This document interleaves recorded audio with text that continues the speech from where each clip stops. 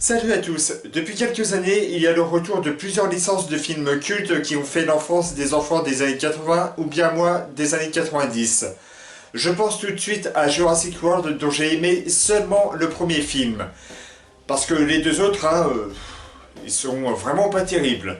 Et il y a aussi les Terminator, mais je les ai pas vus et d'après ce que j'ai compris, j'ai rien loupé.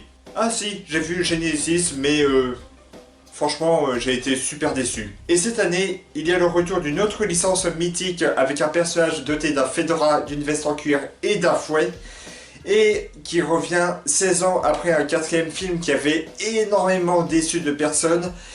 Et ce personnage mythique, c'est Indiana Jones, un personnage qui a vraiment fait mon enfance et qui m'a initié au film d'aventure. Et ce film, c'est Indiana Jones et le cadran de la destinée. Dans ce film, nous sommes en 1969. Notre cher archéologue, connu dans le civil sous le nom de Henry Jones Jr., prend sa retraite à 70 ans après avoir été professeur d'archéologie et ses escapades dans le monde semblent derrière lui. Mais il est opposé au fait que le gouvernement américain recrute d'anciens nazis pour la conquête spatiale. Et ça s'arrête pas là, notre tout récent retraité reçoit la visite de Helena Shaw, dont c'est le parrain, et qui va l'embarquer à la recherche du cadran d'Archimède, recherché par l'ancien nazi Jürgen Voller, car cet objet aurait la capacité d'ouvrir des brèches temporaires. Et avec cela, Jürgen Voller souhaite retourner en arrière et modifier la Seconde Guerre mondiale. Chose que Indiana Jones refuse et décide malgré lui de revenir à l'aventure. Indiana Jones est un personnage qui a vraiment marqué mon enfance. Je me souviens, je l'ai découvert quand j'avais 10 ans avec une VHS enregistrée de Indiana Jones et le Temple Maudit. Et je me rappelle même qu'il y avait une coupure de pub d'une chaîne que je connaissais pas. Et pendant longtemps, j'ai cru que c'était France 5 même, je sais pas pourquoi. Parce qu'en fait, le jingle de pub, c'était tout un défilé de chiffres. Et si jamais vous savez de quelle chaîne il s'agit, mettez-moi ça en commentaire, ça me ferait super plaisir. Bref, c'est vraiment avec cette licence que j'ai découvert les films d'aventure et par la même occasion les films d'action. Et franchement, Indy, il pue la classe à chaque film. Et le quatrième film, je fais partie de ceux qui le trouvent moyen. Pas raté, juste moyen. Il y a pas mal de choses qui vont pas dans ce film, mais je vais éviter de tout raconter parce que je suis pas un connard qui dévoile tous les films. Et cela nous amène au quatrième film et... il est pas mal. Il relève juste un petit peu le niveau du quatrième film, mais ça va. On aurait pu s'attendre à vraiment pire. Bon, évidemment, il y a pas mal de raisons qui font que je trouve juste pas mal.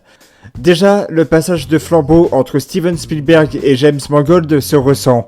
Ce dernier est doué pour filmer des personnages âgés et la manière dont lui et le scénariste Jesse Butterworth abordent le personnage principal est vraiment intéressante. Indiana Jones a beaucoup changé d'attitude avec le temps. Jadis rempli de charisme, il est désormais un vieillard à bout de course, grincheux, et pour finir, professeur plus du tout passionnant pour ses élèves, n'ayant Dieu que pour la conquête spatiale qui se passe en ce moment même, et que ce cher Indy trouve vraiment inutile. Pour lui, la Lune, c'est un caillou et rien de plus. Mais son âme d'aventurier qui semblait jusque-là éteinte se réveille contre sa volonté avec l'arrivée de Helena qui lui parle du cadran très rapidement car les potes de voleurs lui collent au cul. Et c'est là que l'ex-aventurier commence à se remettre à l'action. Ce changement de personnalité est assez inattendu mais intéressant, quoique très caricatural du vieux con qui ne voit plus d'intérêt envers le monde et qui préfère aller picoler au PMU du coin. Ce qui le rend assez pathétique, et j'avais dit qu'il était un peu grincheux. Eh bien, il reste en partie comme ça dans le film, mais il reste Indiana Jones malgré son côté Walter Kowalski de Gran Torino.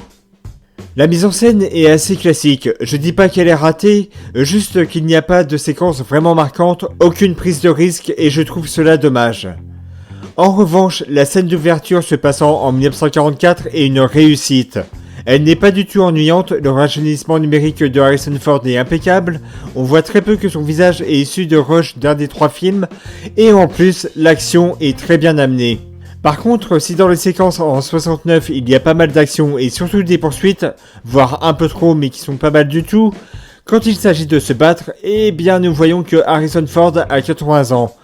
Pour quelqu'un de son âge, il reste encore plutôt mobile, mais pour ce qui est des séquences où il doit courir, franchement, on dirait un petit vieux pressé. C'est flagrant et assez navrant à regarder. Et autre truc vraiment dommage, il y a beaucoup de séquences en fond vert qui sont vraiment moches à regarder. C'est beaucoup trop visible, même avec des plans rapprochés. Quant aux antagonistes, eh bien Waller est assez intéressant. Il a une vision très différente de comment il aurait voulu la Seconde Guerre mondiale et souhaite utiliser le cadran pour des raisons vraiment inattendues. Il est bien écrit et Mads Mikkelsen le joue vraiment très bien. Par contre, ses collègues, c'est juste des chiens d'attaque avec des flingues. Ils ne dégagent vraiment rien, c'est un véritable gâchis. D'autant que parmi eux se trouve Kabler, joué par Boyd Holbrook, le moustachu de la bande-annonce. Hormis Collie des Bastos, il sert vraiment à pas grand-chose.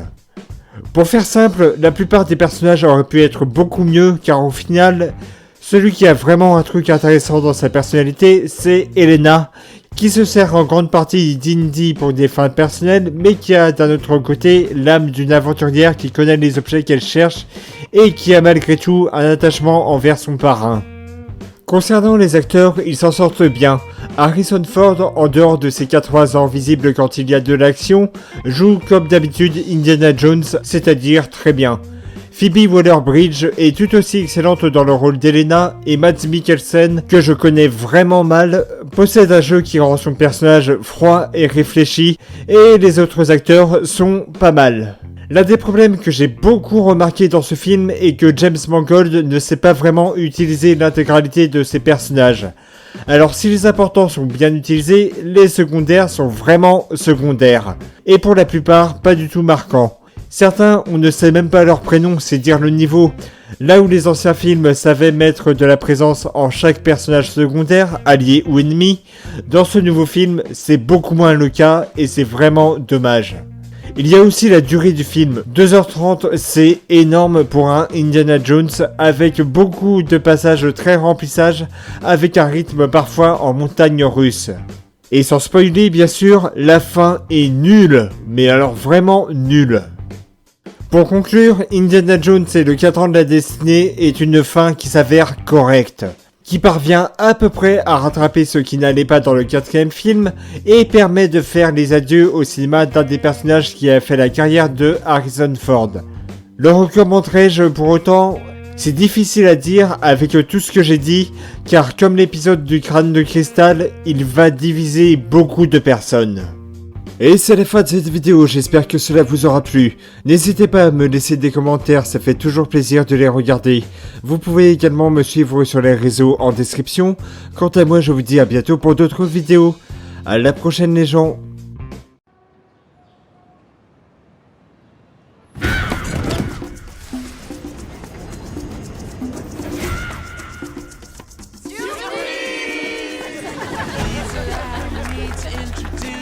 Je pars à la retraite.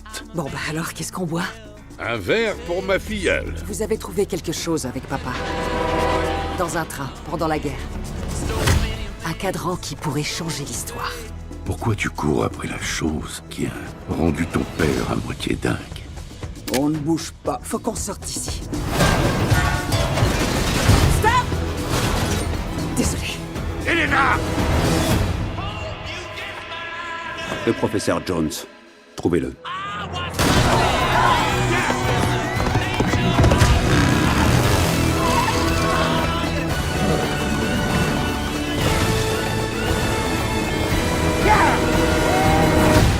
Hitler a commis des erreurs, et je vais les réparer grâce à ça. Vous l'avez volé. Et vous ensuite. Et moi ensuite. Ça s'appelle le capitalisme. À droite! Attachez-vous, professeur, nous ne sommes pas à l'abri de turbulences. Tu as pris des risques. Tu as fait des erreurs.